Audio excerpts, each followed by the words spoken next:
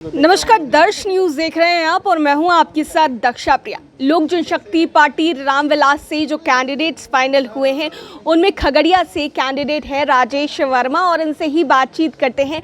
क्या कुछ कहेंगे राजेश जी? एक बड़ा मौका चिराग पासवान ने दिया है आपको। बिल्कुल, मैं अपने राष्ट्रीय अध्यक्ष जी का शुक्रगुजार हूं। उन्हें हज़ार बार धन्यवाद कहूँगा कि मेरे लिए भी अनएक्सपेक्टेड था कि उन्होंने मुझ पर विचार किया, पार्टी के बीच मेरे नाम को रखा और हमारे संसदीय बोर्ड और बाकी पार्टी के वरिष्ठ प्रदेश अध्यक्ष जी, बाकी पार्टी के वरिष्ठ अभिभावकों ने, तमाम लोगों ने उस पर एक बार जाकर सहमति जताई। तो मेरे लिए बड़ी उपलब्धि है और मुझे लगता है कि मेरे जीवन की सबसे बड़ी उपलब्धि है। और अगर उन्होंने हमारे संस्थापक स्वर्गीय रामविलास पासवान जी के गृह जिला की सेवा का मौका दिया है तो मैं उनके इस विश्वास को कभी डगमगाने नहीं दूंगा। पूरे मजबूती के साथ हम लोग चुनाव लड़ेंगे भी और जीत के हमारे राष्ट्रीय अध्यक्ष जी का हाथ मजबूत भी करेंगे। अच्छा, जैसा कि चिराग पासवान की बात करें या राजनीति की बात करें, कोई भी सोच समझ कर ही किसी को टिकट देता है और चिराग पासवान जैसा व्यक्तित्व वो कुछ ना कुछ सोचते हैं, कुछ आगे का विजन लेकर के चलते हैं, तभी वो किन्हीं चीज़ों पर भी विचार करते हैं। तो आपको क्या लग रहा है कि आप में उन्होंने क्या देखा कि उन्होंने आप पर विचार किया? देखिए, ये तो अनुभव की बात है और मुझे लगता है कि आपको मालूम है कि वो स्वर्गीय रामविलास पासवान जी के सुपुत्र हैं और स्वर्गीय रामविलास पासवान जी को ये कहा जाता था कि वो मौसम वैज्ञानिक हैं। उनको 5 साल 10 साल आगे की आप पता होता था, अनुभव हो जाता था। तो मुझे लगता है कि उनके अंदर भी वो पिता वाले सारे गुण हैं और उसको इस बार उन्होंने साबित भी करके दिखा दिया कि जहाँ पर लोग इस बात की बात कर रहे थे कि पार्टी पूरी तरीके से ख़त्म हो गई।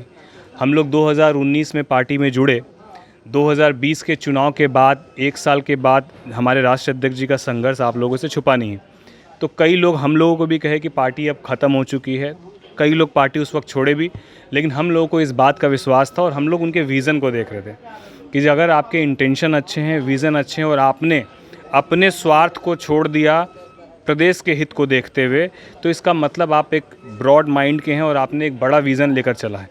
तो हमें ये विश्वास था कि आज नहीं, हमारे राष्ट्रीय अध्यक्ष 5 साल के बाद लेकिन वापस से बैक आएंगे। और ये देख लीजिए आप कि ऐसा कभी पूरे देश के इतिहास में देख लीजिए कि कोई ऐसी पार्टी हो जिसका एक सांसद हो और उसको 5 सीट मिली हो। ये सिर्फ केवल और केवल जो है हमारे राष्ट्रीय अध्यक्ष जी ने ये संभव करके दिखाया है। चिराग पासवान जी से जब बातचीत हो रही थी तो बड़े ही प्राउडली उन्होंने कहा कि ये देखिए, ये युवा चेहरे हैं, जब जाएंगे संसद में तब आप इन्हें देखकर प्राउड फील करेंगे और आपको भी अच्छा लगेगा। कैसा लगा?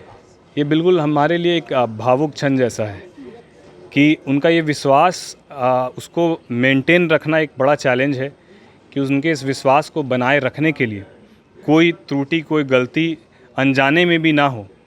और पार्टी जिसने उम्मीद से ज़्यादा, मतलब जिसकी मैं उम्मीद ही नहीं कर सकता कभी, पार्टी ने इस कम उम्र में उतना दे दिया।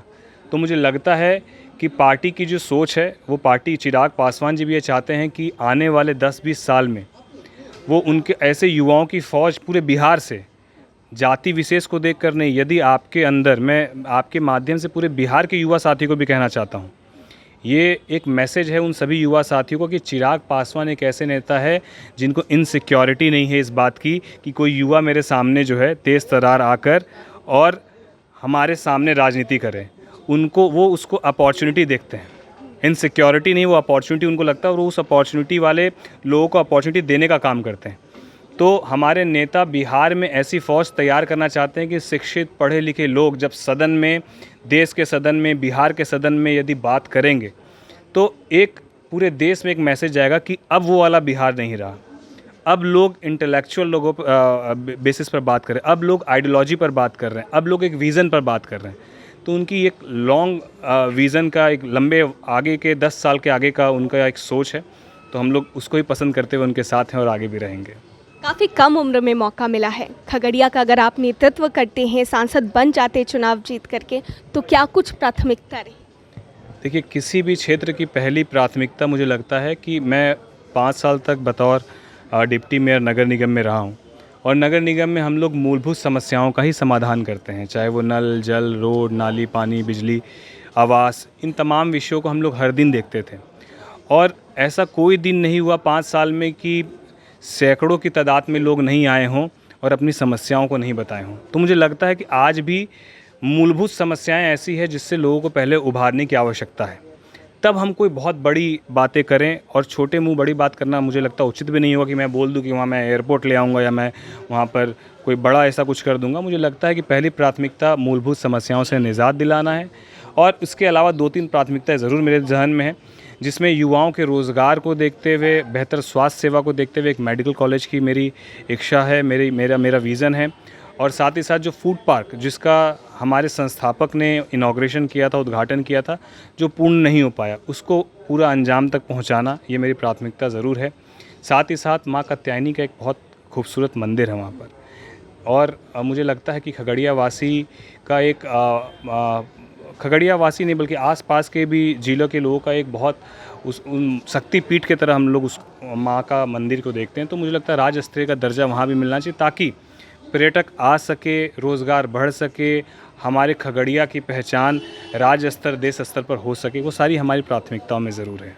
अच्छा, एक सवाल राजेश जी, जहाँ तक आपने संस्थापक की बात कही, तो लोक जनशक्ति पार्टी के संस्थापक आदरणीय रामविलास पासवान जी, उन्होंने जो है उनके गृह ज़िले से आप अब जो है नेतृत्व करेंगे अगर आप सांसद बन जाते हैं तो, ऐसे में एक बड़ी जिम्मेदारी मान रहे हैं इसको?